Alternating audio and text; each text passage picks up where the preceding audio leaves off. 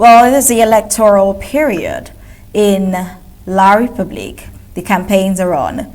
And the Republic of Cameroon has once again descended into a familiar spectacle, a performance branded as democracy but dressed in confusion, fatigue, and calculated deceit. The deadline for presidential candidacy submission closed on July 21st, 2025, leaving La République to boast an astounding 82 files deposited for the upcoming elections, a record-breaking number not in quality, but in the glaring absurdity of what the process has become. Yes, can be promised. First of all, I'm very happy the way Elecam has welcomed me here today. I received a warm welcome, which I've never experienced elsewhere. We show the electoral body of Cameroon, Elecam, is a structure that we can have confidence. I trust them and I trust what they can do. So I'm going on a presidential election. I'm declaring my candidature, and at the same time I hand my 10,000 votes to President Paul Biya. Thank you. I don't know. Which party are you representing, sir? The Democratic Reconciliation of United Cameroon, la Réconciliation démocratique du Cameroun uni, RDCU, DRUC, Democratic Reconciliation of United Cameroon. And I've listened to the cry of all Cameroonians. I've listened to the cry of the youth. But going towards the election, I saw that the head of state was having my political ideology for this year. And for that reason, I've not wasted time to better give him my 10,000 votes.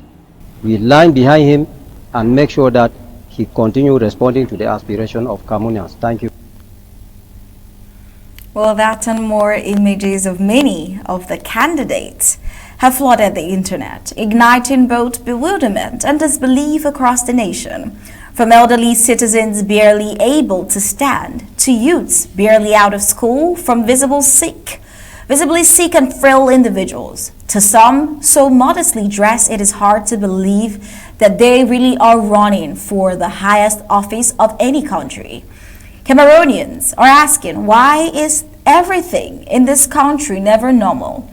What should be the most serious civic process of a sovereign state, the election of a president, has become what many now call X Factor Cameroon, a talent show, a variety contest, a televised comedy that many suspect is not accidental but deliberately staged by the regime that has ruled for over 4 decades.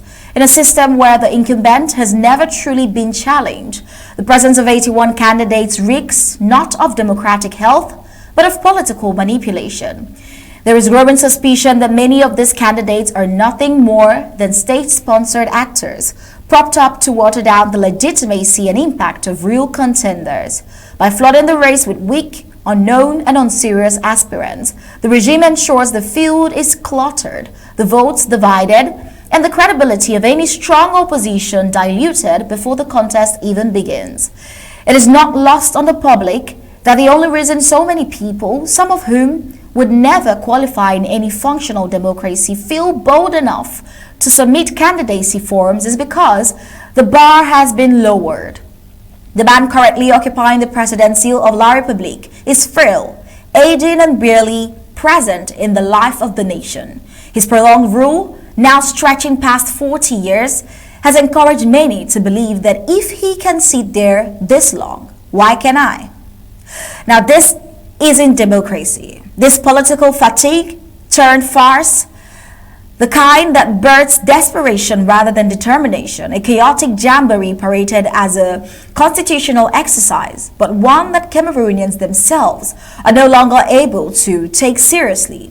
Yet for Ambazonians, this is not their concern. The elections of La République du Cameroon have no bearing on the liberation, self-determination, or sovereignty of Ambazonia.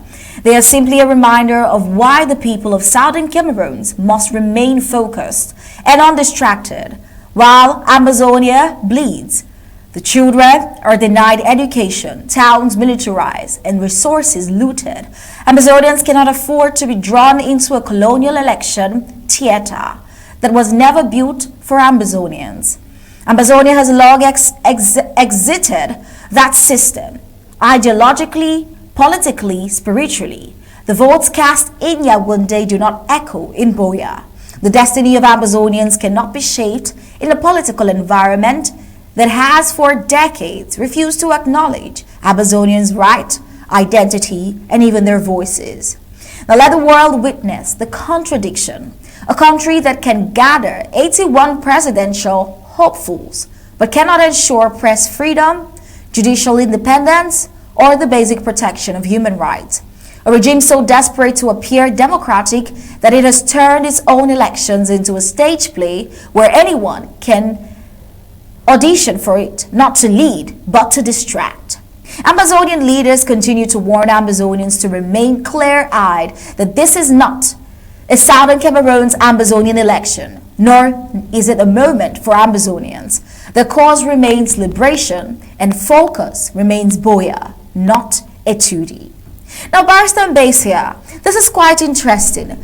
With 81 candidacy files submitted, mainly clearly unserious or symbolic, do you believe this is a deliberate tactic by the regime to weaken credible oppositions in La République, as many suspect, or simply a reflection of a nation so disillusioned that anyone now feels qualified to lead with the state of the current president? What do you think it is, Barrister Mbeseha? No, not everybody is qualified to lead. That's a misinterpretation of what they are doing. What they are doing, I think, I've not seen this in the world. I've not seen any country in the world, to the best of my knowledge. I'm quite old, which runs a presidential election with 80 candidates, 80 comedians. But I should really say it doesn't concern us. But if we comment on this, just to make fun, just a fun. It's just to relieve yourself of whatever pain you have. Because they have been saying something all the time, which I never really believe. They say in French, nothing is impossible in Cameroon. And so you don't see the whole thing that they're talking about. It's comedy, pure comedy. Look at that rascal who comes out there to say he's running for president. In his own words, he estimates to have 10,000 votes. Those are his own words. Which 10,000 votes? He has already given to Paul Biya. If you have already given your 10,000 votes to one of the candidates, is it worth the pain running again yourself? It's a comedy and it's staged. Because putting in his candidature required that you should have at least $30 million francs CFA as deposit. Seeing that rascal there, that man who does not seem even to have an underwear, can that guy afford even 500,000? Talk less of even getting money to combine the fire. If you truly put in a candidature, you must have put in a 30 million franc check or receipt from the treasury. That guy, where did he get the 30 million if he put anything at all? He's just one of the several gangsters playing the game there. But again, we've not seen this. I've never seen this anywhere in the world. But again, they don't concern us. Again, Cameroonians, our neighbors, have the government they deserve. If they don't like that gangsterism going on with their country, they should rise up and change and get whatever thing they want as the rightful president. And I think they would. Because we're surprised that in November, Ambassador is called to come and meet a rascal like that as the president of Cameroon to negotiate with us. But that would be wonderful if he's the winner. And so it's all a show, it's all manipulated, it's orchestrated, it has no meaning. From the top of the administration, from the Etudi Palace, down to the Cartier, to the off-licenses in Douala and Yaoundé. I saw somewhere last night, somebody wanted to put in his own candidature. There was nobody to sign his papers. They're all fled. He went to the governor's office, the man was not there. He went to the sous-prefect, they are all escaped. Just to sit there and sign the man's papers, there was nobody even to sign it. And the man is there on Facebook crying out that this is my file here. These people refuse to sign. They are not there. They have taken permanent absence from the offices. Is this interesting? Yes, it is fun, really fun. Nobody should analyze it with any seriousness, but it's fun. I think it's time for us to relieve ourselves of the pain of locking our babies in prison and have a laugh a bit. Because, I mean, I don't know, their masters, France, they themselves should be ridiculed. They should be terribly embarrassed that these are people, the dead working. I mean, that's what I can say about it. But whatever is the case, come October, one of those gangsters will find himself in the 2D. Either one of them, or probably, or his skeleton, or his corpse will be there. That corpse, that skeleton, that rascal will find himself in the 2D.